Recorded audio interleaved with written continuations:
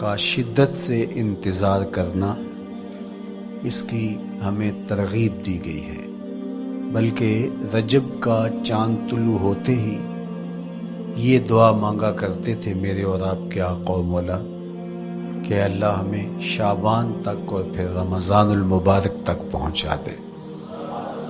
اس مہینے کا آنے والے موسم نور کا استقبال کرنا، اس کے شوق میں بے تابیوں کا اظہار کرنا، یہ اللہ جل شانہ کے ساتھ محبت کی علامت ہے۔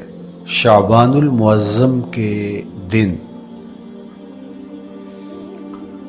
گن گن کے گزارے جائیں کہ اتنے دن رہ گئے ہیں رمضان المبارک میں، اب اتنے دن رہ گئے ہیں رمضان المبارک میں۔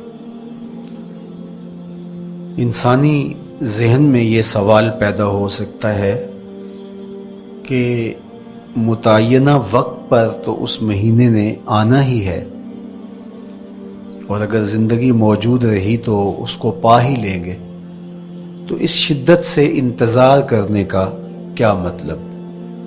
تو اس کا جواب یہ ہے، بیرون ملک سے کسی کے بزرگ نے، والد نے یا کسی کے بیٹے نے آنا ہو تو وہ 2 ماہ قبل ہی آنکھیں فرش راہ کیے ہوتے ہیں اور گن گن کے دن گزار رہے ہوتے ہیں، اور جو ہی لمحے قریب آتے ہیں تو پھر گھڑیاں اور ساعتیں بھی گنی جاتی ہیں۔ بار بار گھڑی دیکھتے ہیں، ابھی تک پہنچے نہیں، جبکہ یہ طے ہے کہ 5:02 پہ فلائٹ اترے گی۔ تو بار بار گھڑی دیکھنے کا مطلب لاہور سے 2 گھنٹے یہاں گجرانوالہ میں پہنچتے ہوئے لگیں گے، لیکن ہر 10 منٹ کے بعد کہ ذرا پتہ کرو کہاں تک پہنچے ہیں۔ کیا مطلب اس کا؟ مطلب اس کا یہ ہے کہ جب سینے میں کسی کا انتظار رکھا ہوا ہو تو پھر بے تابیاں، بے چینیاں، اضطراب موجود ہوتا ہے۔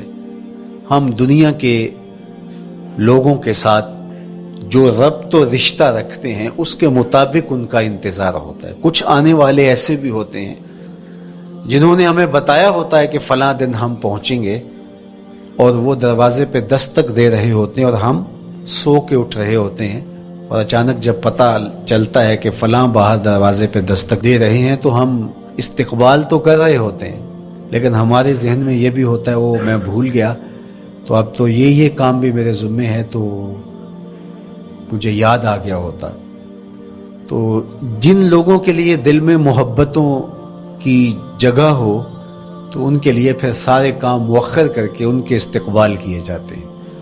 یہ مہینہ اللہ کی رحمتوں کا موسم بہار ہے، چھم چھم رحمتیں برستی ہیں، انوار اترتے ہیں، گناہگاروں کو آتش دوزخ سے نجات بخش دی جاتی ہے۔ تو اس کا استقبال کرنا، اس کے لیے انتظار کرنا، گن گن کے دن گزارنا، لمحے اور ساعتیں بسر کرتے ہوئے بار بار ماہ سیام کا ذکر کرنا، اس مہینے کے ساتھ محبت کی دلیل ہے، اور اس مہینے کے ساتھ محبت اللہ سے محبت کی دلیل ہے۔ اس لیے اس مہینے کا استقبال کرنا، اس کے لیے تیاری کرنا، اپنے گھر کو صاف کرنا، اس کے لیے اپنی اولاد کے دل میں شوق پیدا کرنا اور ماحول پہلے پیدا کرنے کی کوشش کرنا، تاکہ جو ہی یہ ماہ جلوہ گر ہو تو روزہ رکھنے کا مزاج پیدا ہو چکا ہو، تلاوت کلام مجید کا مزاج پیدا ہو چکا ہو، دیگر نوافل اور اچھے اعمال بجا لانے کی عادت پڑ چکی ہو۔ تو شعبان میں ہی اس کی تیاری ہوتی ہے تاکہ رمضان المبارک آتے ہی ہم پوری طرح سے مستعد اور فعال ہو کر کے اس مہینے کی برکتوں کو سمیٹ لیں۔ اللہ کے محبوب علیہ السلام نے ارشاد فرمایا کہ جب ماہ سیام آتا ہے فتحت ابواب الجنہ، تو جنت کے 8 دروازے کھول دیے جاتے ہیں۔ جنت تو اللہ جل شانہ کی کرم نوازیوں کا ایک ایسا خوبصورت منظر ہے کہ آج تک نہ کسی آنکھ نے اس کو دیکھا، نہ کسی کان نے سنا، اور نہ اس کا کوئی تصور کر سکتا ہے، ایسی خوبصورت بنائی ہے۔ وہاں کی ہوائیں جب چلتی ہیں تو گرد نہیں اڑتا، کستوری اڑتی ہے۔ وہاں دودھ کی، شہد کی، مائے معین، کوثر، سلسبیل کی نہریں بہتی ہیں، موتی زمرد کے محلات بنے ہوئے ہیں۔ وہ خوبصورت محل اور وہ خوبصورت جنت کا ماحول، لیکن اس کے باوجود اس خوبصورت جنت کو، مرصع جنت کو، نظیف ترین بقعۂ رحمت کو 11 ماہ تک رنگ و روغن کیا جاتا ہے رمضان المبارک کے استقبال کے لیے، اور جب یہ مہینہ آتا ہے تو اس کے دروازے کھول دیے جاتے ہیں، اور جنت کے 8 دروازوں میں سے ایک دروازے کا نام باب الریان رکھا گیا ہے، جو صرف روزہ داروں کے اعزاز و تکریم کے لیے ہے۔ روزہ دار اس دروازے سے گزر کے جنت جاتے ہیں۔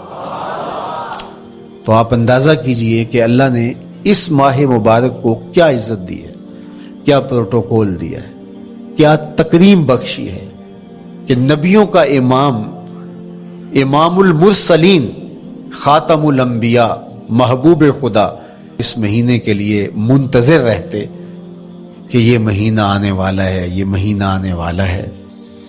حضرت سیدنا سلمان فارسی رضی اللہ تعالی عنہ فرماتے ہیں کہ شعبان کی آخری تاریخ کو حضور نے ایک خطبہ ارشاد کیا۔ بعض علماء نے کہا کہ یہ شعبان کا آخری جمعہ تھا، یا ہو سکتا ہے کہ آخری جمعہ 29 شعبان کو ہی ہو۔ تو رمضان المبارک سے قبل حضور نے یہ خطبہ ارشاد کیا، جو مختلف کتب احادیث میں موجود ہے۔ یا ایھا الناس، اے لوگو، قد اظلکم شہر عظیم، اللہ نے تمہارے اوپر ایک بہت پاکیزہ، پر نور، عالی مرتبت مہینہ سایہ فگن کر دیا ہے۔ شہر فیہ لیلۃ خیر من الف شہر، اس مہینے میں ایک ایسی رات ہے جو 1000 مہینے سے بہتر ہے۔ جعل اللہ صیامہ فریدہ وقیام لیلۃ تطوعا، اس مہینے کے دن کے روزے فرض قرار دیے گئے اور راتوں کا قیام نفل بنایا گیا۔ تراویح کی صورت کے اندر راتوں کے قیام کا ماحول پیدا ہوتا ہے، صلاۃ اللیل پڑھی جاتی ہے، نوافل پڑھے جاتے ہیں کثرت کے ساتھ۔ یہ اس مہینے کی شانیں ہیں، یہ اس مہینے کی رونقیں ہیں۔ اس مہینے میں اللہ تعالیٰ نے خاص کرم نوازیاں عطا کی ہیں اہل ایمان کو۔ وَمَن تَقَرَّبَ فِيهِ بِخَصْلَةٍ مِّنَ الْخَيْرِ كَانَ كَمَنْ أَدَّى فَرِيضَةً فِيمَا سَوَاهُ، ایک نفل کا ثواب ایک فرض کے برابر اس مہینے میں کر دیا جاتا ہے۔ وَمَنْ أَدَّى فَرِيضَةً كَانَ كَمَنْ أَدَّى 70 فَرِيضَةً فِيمَا سَوَاهُ، اور اگر کوئی ایک فرض ادا کرتا ہے تو اس کو 70 فرائض کا ثواب ملتا ہے۔ اس قدر نیکیوں کا اجر بڑھا دیا جاتا ہے، ان کی قیمت بڑھا دی جاتی ہے اس مہینے میں۔ اور پھر ارشاد فرمایا وَهُوَ شَهْرُ الصَّبْرِ، یہ صبر کا مہینہ ہے۔ ہونے کے باوجود بھی انسان تناول نہیں کرتا، ٹھنڈا میٹھا مشروب میسر ہے اور زبان کانٹا بن گئی، حلق خشک ہو گیا، لیکن اس کے باوجود بھی ایک گھونٹ حلق سے نیچے اتارنے کا روادار نہیں ہوتا۔ وضو کرتے بھی احتیاط کرتا ہے، کوئی قطرہ آب حلق سے نیچے نہ ٹپک جائے۔ تو یہ صبر سکھاتا ہے، جب ہو بھی تو انسان اس سے گریز کرے، تو جب ہوگا نہیں تو پھر انسان صبر کا عادی بن جاتا ہے، تو یہ صبر کی عادت ڈالتا ہے۔ یہ شہر الصبر ہے۔ پھر فرمایا والصبر ثوابہ الجنہ، اور سنو صبر کا ثواب جنت ہے۔ جو شخص صابر ہوتا ہے اس کا صلہ جنت کی صورت میں عطا کیا جائے گا۔ وشہر المواسات، اور یہ ہمدردی کا مہینہ ہے، باہمی پیار کا مہینہ ہے، الفتیں بانٹنے کا مہینہ ہے، نرم دلی کا مہینہ ہے، ایک دوسرے کے احساس کا مہینہ ہے۔ جب کوئی شخص بھوک اور پیاس کاٹتا ہے تو اس کو پھر محسوس ہوتا ہے، بالخصوص عمرا کہ بھوک کیا بلا ہوتی ہے، اور جو نان شبینہ کو ترستے ہیں اور جنہیں کھانا میسر نہیں آتا ان کی زندگیاں کتنی تلخ ہوتی ہیں. تو بھوک اور پیاس احساس پیدا کرتی ہے ان لوگوں کا کہ جو اللہ کی دی ہوئی نعمتوں سے محروم ہیں. تو اس لیے یہ ایک قسم کا رحم دلی کا مہینہ ہے، پیار بانٹنے کا مہینہ ہے، یہ الفتیں تقسیم کرنے کا مہینہ ہے. وَشَهْرٌ يُزَادُ فِيهِ رِزْقُ الْمُؤْمِنِ، اور یہ ایسا مبارک مہینہ ہے جس میں مومن کا رزق بڑھا دیا جاتا ہے. روزہ کھانا بچانے کے لیے، یہ اخراجات کم کرنے کے لیے نہیں ہے، بلکہ اس میں آپ کا رزق اور بڑھ جاتا ہے. ایسی ایسی نعمتیں کھانے کو ان لوگوں کو بھی نصیب ہو جاتی ہیں عام دنوں میں جو ان کا مقصوم نہیں ہوتی. دسترخوان لگتے ہیں، افطاریاں ہوتی ہیں، سحری کے لمحات ہوتے ہیں. کوئی کسی کو ویسے کھانا کھلائے تو اس دسترخوان پہ کھانے کے لیے آنا اس کا اور رنگ ہوتا ہے. لیکن افطار کا دسترخوان جب بچھتا ہے اور لوگ جب اس کے اوپر آتے ہیں، امیر بھی آتے ہیں، غریب بھی آتے ہیں، تو اللہ کی دی ہوئی نعمتیں جو دسترخوان پہ پڑی ہوتی ہیں ان کو اٹھاتے ہیں، کام و دہن کی تسکین کا سامان کرتے ہیں. عزت نفس بھی مجروح نہیں ہوتی اور طرح طرح کی نعمتیں کھانا بھی دستیاب ہو جاتی ہیں. تو یہ ایک مہینہ ہے مواسات کا، اس میں رزق بڑھ جاتا ہے. غرباء تک بھی اللہ کی نعمتیں وہ پہنچتی ہیں جو عام دنوں میں ان کو میسر نہیں ہوتی، اور امراء بھی نعمتوں کا لطف لیتے ہیں. نعمتوں کا مزہ انہیں آتا ہے اس لیے کہ بھوک کاٹنے کے بعد جب ان کو نعمت میسر آتی ہے تو پھر انہیں احساس ہوتا ہے. جو شخص ہر وقت سیراب رہتا ہے تو اس کو کیا پتا کہ شدید بھوک کے بعد کھانے کا لطف کیا ہوتا ہے. سخت پیاس کے بعد میٹھا اور ٹھنڈا مشروب جب رگوں کو تر کرتے ہوئے معدے تک پہنچتا ہے تو اس کی تراوت، اس کی ٹھنڈک، اس کی لذت، اس کا کیف و سرور، اس کی عذوبت کس طرح راحت بخشتی ہے. اسی لیے میرے اور آپ کے آقا و مولا نے ایک دوسرے مقام پہ ارشاد فرمایا، للصائم فرحتان، فرحت عند فطرہ و فرحت عند لقاء ربہ. روزے دار کے لیے دو خوشیاں ہیں. ایک خوشی اسے تب ملتی ہے جب وہ روزہ افطار کرتا ہے، وہ لمحے مسرتوں کے ہوتے ہیں، ایک روحانی احساس ہوتا ہے.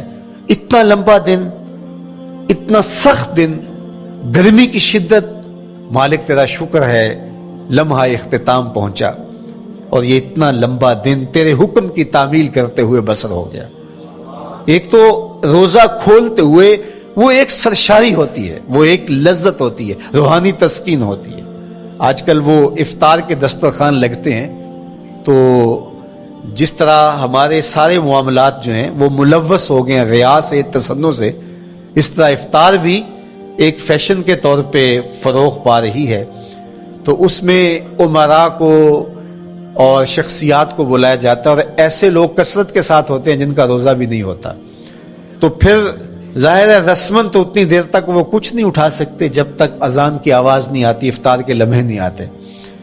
تو اس وقت جو روزہ دار ہوتا ہے جب وہ مشروب لے رہا ہوتا ہے، جب وہ کوئی لقمہ اتار رہا ہوتا ہے، تو اس کی جو فرحت ہوتی ہے، اور جس نے روزہ نہیں رکھا اور وہ بھی افطار کے دسترخوان پہ بیٹھا ہے، تو کیا اس کو کوئی روحانی حظ، کوئی سرور، افطار کے لمحوں کا کوئی لطف مل سکتا ہے؟ وہ بیچارہ کتنا بے چین ہوتا ہوگا کہ یہ شخص ہے کمزور ہے، سارا دن مزدوری کر کے آیا ہے اور اس کا بھی تو سارا دن گزر گیا بھوک اور پیاس سے، اور میں صحت مند ہوں اور سارا دن ٹھنڈے ماحول میں رہا ہوں اور مجھے توفیق نہیں ملی. تو وہ گھونٹ کتنے مشکل اس کے لیے ہوتے ہوں گے. اور روزہ دار کے لیے کس قدر وہ آسودہ بخش لمحے ہوتے ہیں کہ جب اس کو یہ مسرت ہو رہی ہوتی ہے کہ مالک تیرا شکر، گرم موسم، زباں کانٹا، حلق خشک، اور تو نے تکمیل تک لمحے پہنچائے اور میرا دن خیریت سے گزر گیا. تو وہ اس کے لیے ایک خوشی کا لمحہ، روحانی مسرت کی کیفیت.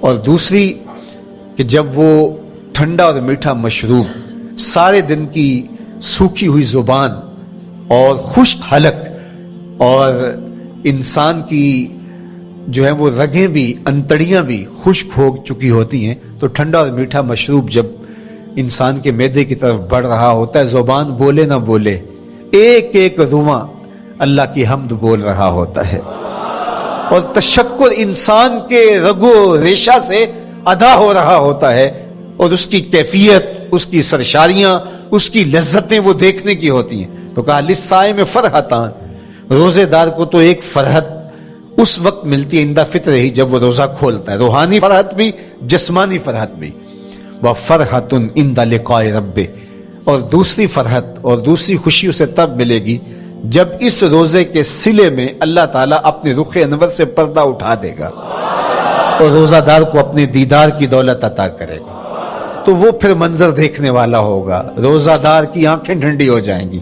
اصل افطار تو وہ ہوگی نا، اللہ اکبر، اصل تو شربت دیدار ملے گا جو روح کی پیاس بجھا دے گا، جو من کی بھوک مٹا دے گا۔ تو کہا للصائم فرحتان، فرحۃ عند فطرہ وفرحۃ عند لقاء رب، روزہ دار کے لیے دو خوشیاں ہیں، ایک خوشی وہ ہے جب اس کے جسم کی پیاس بجھتی ہے، اور ایک خوشی تب ملے گی جب روح کی بھوک مٹے گی، جب من کی پیاس بجھے گی، اور پھر وہ سرشاریوں کے عالم میں دیکھتا ہی چلا جائے گا، اور وہ سیراب ہی نہیں ہو پائے گا کہ میں ان دو آنکھوں سے دیکھ رہا ہوں، کاش کے لو لو دے مڈ لک لک چشمہ، ایک کھولا تے ایک کجا ہوں۔ وہ اس آرزو میں ہوگا کہ میرا رواں رواں آنکھ بن جائے اور میں اس دیدار سے فیضیاب ہوتا چلا جاؤں۔ تو وہ کیا لمحے ہوں گے، وہ کیا گھڑیاں ہوں گی، وہ کیا ساعتیں ہوں گی، کوئی لفظ نہیں ہے جن لفظوں میں ان حقیقتوں کو بیان کیا جا سکے، اس لیے کہ وہ منظر ہی وراء الورا ہوگا۔ تو روزہ دار کو فرحت ملتی ہے جب وہ روزہ کھولتا ہے۔ فرمایا وَشَهْرٌ يُزَادُ فِيهِ رِزْقُ الْمُؤْمِنِ، اس میں مومن کا رزق بڑھا دیا جاتا ہے۔ وَمَنْ فَطَّرَ فِيهِ صَائِمًا كَانَ مَغْفِرَةً لِذُنُوبِهِ، جس نے روزہ دار کا روزہ افطار کروایا۔ اللہ کے محبوب فرماتے ہیں کہ ایک تو خود روزہ رکھا، اور دوسری سعادت یہ ہے کہ ماہ سیام میں روزہ دار کا روزہ افطار کروایا۔ آپ شریعت بیضاء کو بنظر عمیق مطالعہ کر کے دیکھیں، ماہ سیام میں بہت زیادہ اس بات پہ زور دیا گیا ہے کہ روزہ افطار کرواؤ۔ اپنے گھر میں بیٹھ کر کے روزہ افطار کر لینا یہ بھی سعادت مندی ہے، روزہ نصیب ہو جائے، لیکن اس بات پہ بہت زور دیا گیا ہے ماہ سیام میں کہ ایک ماحول پیدا ہو، لوگوں کو افطار کروائیں تاکہ تمام لوگوں تک اللہ تعالیٰ کی نعمتیں پہنچیں، اور لوگوں تک جو ہے وہ رمضان المبارک کی برکتیں پہنچے۔ تو ارشاد فرمایا وَمَنْ فَطَّرَ فِيهِ صَائِمًا، جس نے روزے دار کا روزہ افطار کروایا، کَانَ مَغْفِرَةً لِذُنُوبِهِ، تو وہ افطار کروانے والوں کے گناہوں کی بخشش کا ذریعہ بن جائے گا، یہ افطاری گناہوں کی مغفرت کا سبب بن جائے گی۔ وَإِتْقَ رَقْبَتِهِ مِنَ النَّارِ، اور آتش دوزخ سے گردن کی آزادی کا مجدہ جاں فضا بن جائے گا، یہ امر کہ اس نے کسی کا روزہ افطار کروایا۔ وَقَانَ لَهُ مِثْلُ أَجْرِهِ مِنْ غَيْرِ أَنْ يَنْقُصَ مِنْ أَجْرِهِ شَيْءٌ، اور روزہ افطار کروانے والے کو روزہ رکھنے والے جتنا اجر ہی دیا جائے گا، لیکن روزہ رکھنے والے کے اجر میں بھی کوئی کمی نہیں واقع ہوگی۔ جتنا اس نے سارے دن کی بھوک اور پیاس کاٹ کر کے تکلیف اٹھا کر کے روزہ رکھا، جس نے شام کو اس کو افطار کر دیا، اتنا ہی ثواب اس کو عطا کر دیا جائے گا، اس کا اجر کم کیے بغیر۔ اللہ اکبر، یہ امت کے لیے اللہ نے کیا پیکج دیا ہے، کیا کرم نوازیاں ہیں اس امت کے لیے۔ آقا کریم نے ارشاد فرمایا ایک شخص صبح سے لے کے ظہر تک مزدوری کرتا ہے، اس کو ایک قیراط دیا جاتا ہے، اور ایک شخص ظہر سے لے کر عصر تک مزدوری کرتا ہے، اس کو بھی ایک قیراط دیا جاتا ہے، اور ایک عصر سے لے کر مغرب تک مزدوری کرتا ہے، اس کو 2 قیراط دیے جاتے ہیں۔ فرمایا پہلی مثال یہود کی ہے، دوسری مثال نصارہ کی ہے، اور تیسری مثال میری امت کی ہے۔ یہودیوں نے اور عیسائیوں نے اس پہ اعتراض کیا کہ ہمارا اجر کیوں تھوڑا ہے؟ تو میرے اور آپ کے آقا و مولا نے فرمایا تمہارا تھوڑا نہیں، ہمارا زیادہ ہے۔ آج کل اگر 1000 روپیہ مزدوری چلتی ہو مزدور کی، تو کوئی شخص صبح سے شام تک ایک شخص سے مزدوری کروائے اور 1000 روپیہ دے دے، اور دوپہر کو اڈے سے جا کے ایک مزدور اور لے آئے، شام کو اس کو بھی 1000 روپیہ دے آئے، اور ایک شخص کو عصر کے وقت لائے اس کو 2000 روپیہ دے دے، تو 1000 والا کہے کہ میرے سے زیادتی ہوئی ہے، تو اس سے زیادتی تو نہیں ہوئی، اسے تو پوری مزدوری دی گئی ہے، اب اس پہ مہربانی ہوئی ہے، اس پہ رحمت ہوئی ہے۔ تو کہا یہود اور نصارہ کی یہ مثال ہے، ایک صبح سے ظہر تک مزدوری کرے اس کو 1 کی رات، ایک ظہر سے عصر تک مزدوری کرے اس کو بھی 1 کی رات، اور تیسرا بہت تھوڑا وقت عصر سے مغرب تک مزدوری کرے اس کو 2 کی رات۔ کہا یہ امت محمدیہ علی صاحب الصلوات کو دیا گیا نور ہے۔ تو ایک شخص نے سویر سے لے کر شام تک روزہ رکھا، بھوک کاٹی، پیاس کاٹی، سخت شدت کی گرمی سہی، اور ایک شخص نے شام کے وقت اس کو روزہ افطار کروا دیا۔ اور سنو حضور علیہ الصلوۃ والسلام کا فرمان، جب حضور نے فرمایا کہ اس کو پورا اجر ملے گا پہلے کے اجر کو کم کیے بغیر، تو صحابہ کا تو دل تڑپنے لگا کہ یہ کتنی بڑی بات ہے۔ اب آپ جانتے ہیں کہ یہ زمانہ ایسی معاشی خوشحالیوں کا نہیں تھا، لوگوں کے پاس تو نان شبینہ بھی میسر نہیں ہوتا تھا، تو صحابہ نے جو سوال کیا، قالوا یا رسول اللہ صلی اللہ علیہ وسلم، انہوں نے کہا اے اللہ کے پیارے رسول صلی اللہ علیہ وسلم، لیسا کلنا یجد ما یفطر الصائم، ہم میں سے تو ہر بندہ یہ طاقت نہیں رکھتا کہ روزہ دار کو روزہ افطار کروا دے، تو یہ اتنی بڑی سعادت، تو یہ تو پھر اہل زر ہی یہ سعادت حاصل کر پاتے ہیں، ہمارے جیسے لوگ تو پھر جو مال و دولت نہیں رکھتے تو وہ تو پھر یہ سعادت نہیں حاصل کر پائیں گے۔ تو میرے اور آپ کے آقا و مولا نے کیا فرمایا؟ قال، حضور نے ارشاد فرمایا، یؤتی اللہ ھذا الثواب، یہ ثواب اللہ اسے شخص کو بھی عطا کرے گا، من فطر صائما علی مزقۃ لبن او تمرۃ او شربۃ من ماء، فرمایا کہ یہ اجر اللہ اس کو بھی عطا کرے گا جس نے کسی کا روزہ 1 گھونٹ دودھ سے کھلوا دیا، یا 1 کھجور سے کھلوا دیا، یا پانی کے 1 گھونٹ سے اس کا روزہ افطار کروا دیا۔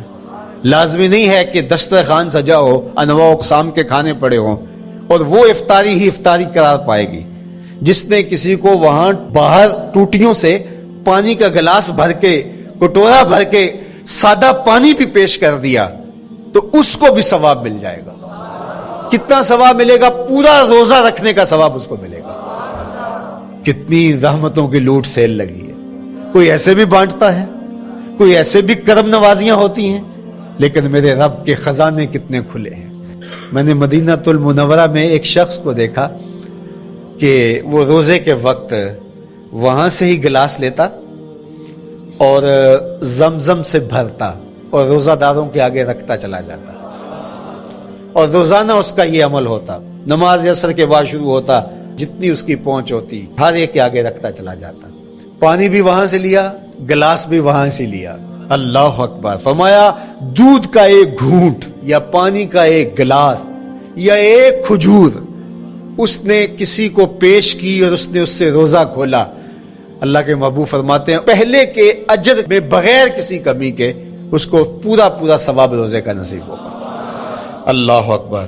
اب سنو، پھر حضور نے ارشاد فرمایا ومن اشبع صائما، اور جس نے صحیح اہتمام کے ساتھ روزے دار کو اچھا کھانا کھلایا، اچھی پرتکلف افطاری دی، سقاہ اللہ من الحوض شربتا لا یظمأ حتی یدخل الجنہ، اس کو حوض کوثر سے ایسا جام ملے گا کہ اس کو کبھی پیاس نہیں ملے گی یہاں تک کہ جنت میں چلا جائے گا۔ اللہ اکبر، اس کو کوثر کے جام نصیب ہوں گے حشر کی گرمی میں۔ اور آپ کو معلوم ہے، علماء سے آپ نے بارہا سنا ہوگا کہ جام کوثر جس نے 1 بار پی لیا پھر 50,000 سال کے دن میں اس کو دوبارہ پیاس نہیں لگے گی۔ یہ جام کوثر کی خصوصیت ہے۔ فرمایا وَهُوَ شَهْرٌ أَوَّلُهُ رَحْمَةٌ، یہ وہ مہینہ ہے جس کے پہلے 10 دن رحمت ہیں، اور اس کا درمیانی اشرا مغفرت ہے، وآخرہ عتق من النار، اور اس کا آخری اشرا جو ہے وہ آتش دوزخ سے نجات کا ضامن ہے۔ فاستکثروا فیہ من 4 خصال، کہا کہ 4 کام اس مہینے میں کثرت کے ساتھ کرو۔ خصلتان ترضون بہما ربکم، 2 کام تو وہ ہے جس سے تم اپنے رب کو راضی کرو گے۔ وخصلتان لا غنا بکم عنہما، اور 2 کام ایسے ہیں کہ ان سے بے نیاز نہیں ہو سکتے، تو وہ تمہیں کرنے پڑیں گے۔ اما الخصلتان اللتان ترضون بہما ربکم، وہ 2 خصلتیں، 2 کام جن کے ذریعے سے تم اپنے رب کو راضی کر سکو۔ فشہادت اللہ الہ الا اللہ، وہ گواہی دینا ہے لا الہ الا اللہ۔ وتستغفرونہ، اور تم کثرت سے استغفار کرو، اللہ سے بخشش مانگو۔ یہ 2 کام تم نے کرنے ہیں۔ وَأَمَّا الْخَصْلَتَانِ اللَّتَانِ لَا غِنَىٰ بِكُمْ عَنْهُمَا، اور وہ چیزیں جن بغیر تمہیں چارہ نہیں ہے۔ فَتَسْأَلُونَ الْجَنَّةَ وَتَعُوذُونَ مِنَ النَّارِ، اللہ سے جنت طلب کرو اور دوزخ سے پناہ مانگو۔ تو یہ 2 کام جو تمہاری ضرورت ہے تم اس مہینے میں کثرت کے ساتھ کرو۔ تو یہ مہینہ رحمتوں کی لوٹ سیل کا مہینہ ہے، یہ کرم نوازیوں کے امٹتے ہوئے دھارے ہیں، یہ سیل رحمت ہے جو کہ من کی سیرابی کا سبب اور ذریعہ ہے۔